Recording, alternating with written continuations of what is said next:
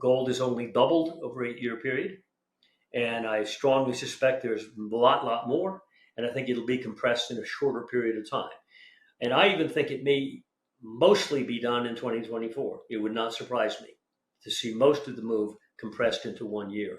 Well, we know what the central bank's going to have to do. They're going to have to get soft again, big time, because the implosion this time will be big time because of the nature of the error. The beneficiary of that is the monetary metals, gold and silver. And that's why I think gold continues. People don't understand why. Why is gold doing this? Keeps coming back to 2000.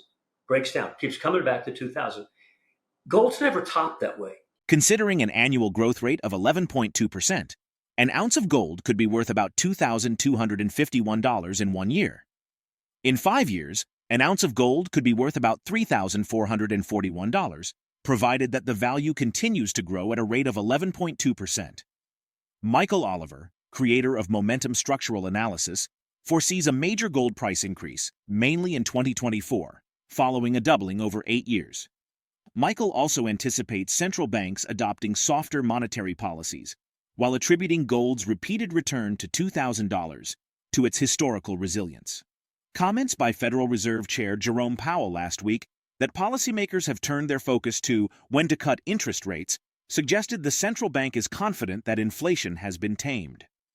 In 2023, however, gold rebounded and again crossed the $2,000 mark in April and May before sliding a bit to its current level of $1,924.95 as of September 11, 2023. MichaelOliver cautions against buying gold at $2,000, emphasizing the importance of momentum-based entries. He praises those who enter at key points, like $1,140 in 2016 and $1,800 in 2018. Meanwhile, Michael predicts a potential minor resurgence, with even minor upticks in their performance against gold, signaling a favorable environment for mining stocks. Gold stocks are typically a leveraged bet on gold and tend to rise and fall more than gold prices. The VanEck Gold Miners ETF is among the best ETFs to play the expected rise in gold prices, as well as the catch-up trade in gold miners. The ETF has total assets of around $13 billion and a net annual expense ratio of 0.51%. Furthermore, he states that gold behavior is not reactionary, as gold doesn't follow. It leads due to enduring currency depreciation. Now we present the clips of MichaelOliver's insights from his recent interview with Kinesis Money. Before we continue to delve into this discussion, please subscribe to our channel and activate the bell icon for timely updates. Well, we know what the central bank's going to have to do. They're going to have to get soft again, big time, because the implosion this time will be big time because of the nature of the error. The beneficiary of that is the monetary metals, gold and silver. And that's why I think gold continues. People don't understand why. Why is gold doing this? Keeps coming back to 2000. Breaks down. Keeps coming back to 2000. Gold's never topped that way. You go back and look at 50 years of gold price history.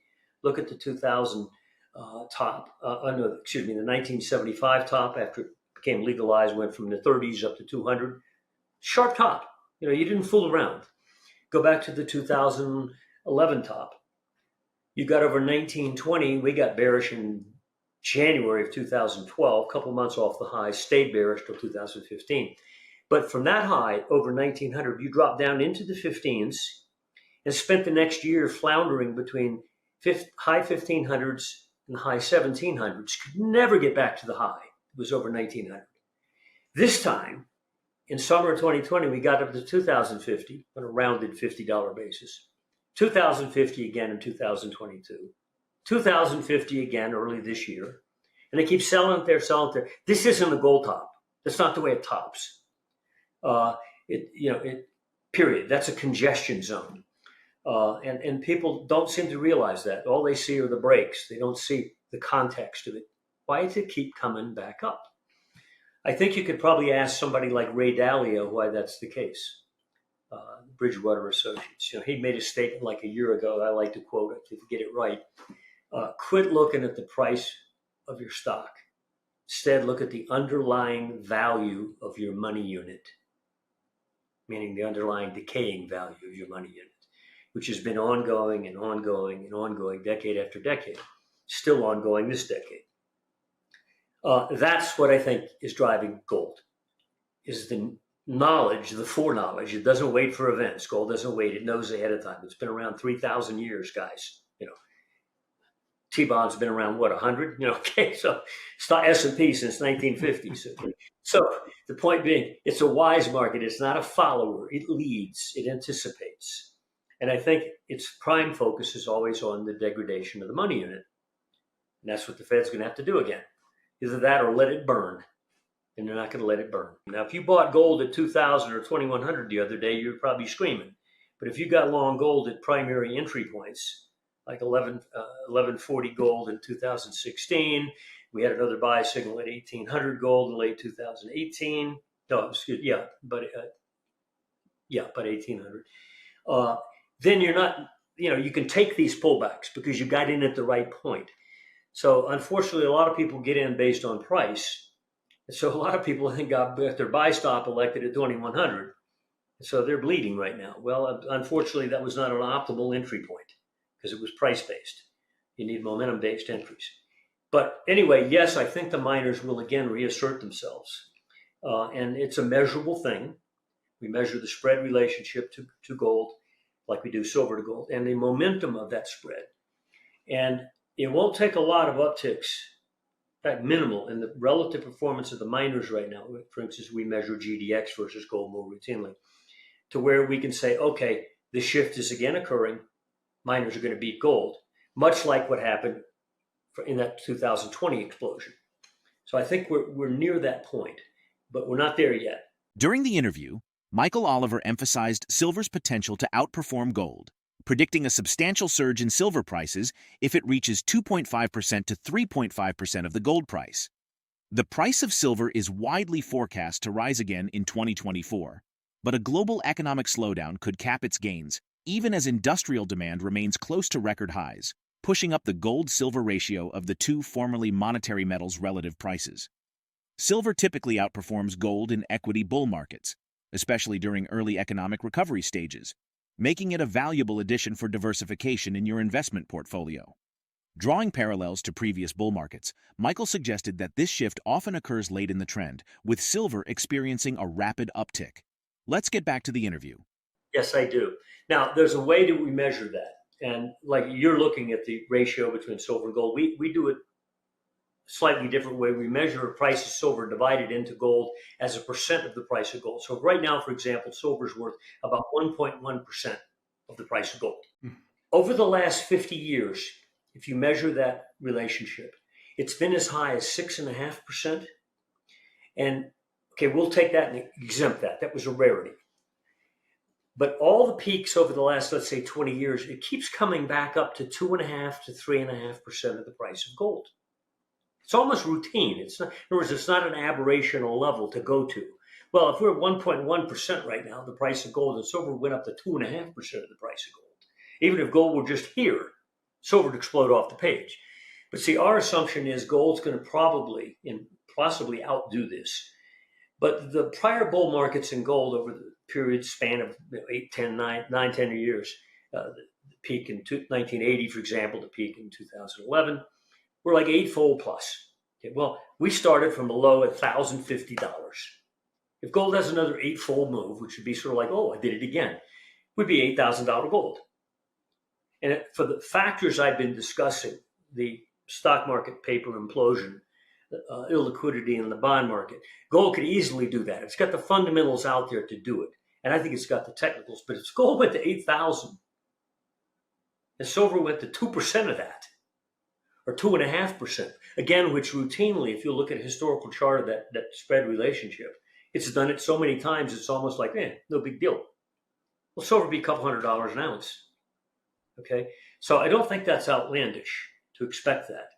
And again, our examination of the prior bulls was that occurs, that sudden wake up by silver occurs late in the bull trend and it goes berserk. Poor man's gold, okay? I think that'll occur again. Now, what we measure, though, is not only do we plot that spread, where's silver closed this week in relation to gold? Oh, it's 1.13%. Okay, we plot each week or each month. And you get a chart. And that really is sort of a price chart because we're measuring price versus price, okay? But we also run momentum studies of that price action. And they give you a slightly different picture. In other words, what you look at on the spread chart, you say, gee, if we just get up to this level, it's breaking out. But we look at momentum, and I'll throw out a number for you. Right now, we're 1.1 something. So over the price of gold, 1.1%, thereabouts. 1.15, I think, is exactly what we are. 1.3% will break out momentum big time of that spread relationship. So, for example, back in the 2020 surge, gold went from a pullback low in March of 2020 at 1,400, got up over 2,000. So, nice percent move. But silver doubled. So the silver spread to gold exploded into 2020 and didn't peak till 2021. Silver was about $30 at that point. Still at its highs, gold wasn't quite. But the spread peaked then, and since 2021, that spread has done this. Staircase down, not collapse, just arm wrestle its way down where you could draw a channel. And on momentum, you could plot structures as well. But it says right now, all you have to do is get back up to about 1.3% and game's on again.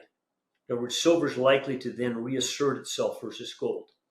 Same thing happened late in those two prior bull trends. You could have plotted the spread relation between silver and gold, and it alone would have told you we're about to go accelerated mode. Not just in the spread, but in the net price of both metals.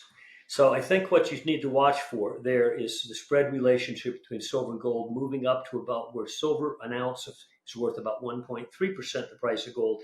At that point, it's helmet time. I think we're about to engage the dynamic phase. And I think the same is true for the miners. We plot the same kind of technical relationship. The outlook for gold seems optimistic, with the potential for significant upward movement.